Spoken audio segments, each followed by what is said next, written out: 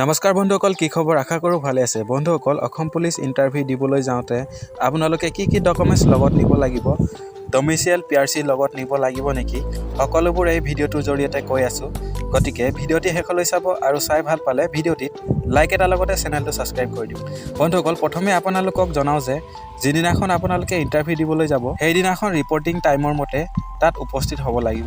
Next, admit কাৰ্ডখন লগত লৈ যাব লাগিব, যিখন নেকি অসম পুলিচৰ ফালৰ পৰা জাৰি কৰা হৈছে, আৰু লগতে ID প্ৰুফ হিচাপে আধাৰ কাৰ্ড, ভোটাৰ কাৰ্ড লগত লৈ যাব লাগিব। ইয়াৰ পিছত আপোনালোকে ক্লাছ 10ৰ admit card certificate, HS marksheet certificate লগত নিব লাগিব। পাৰিলে স্কুল ডকুমেণ্টছ সকলো লগত লৈ যাব।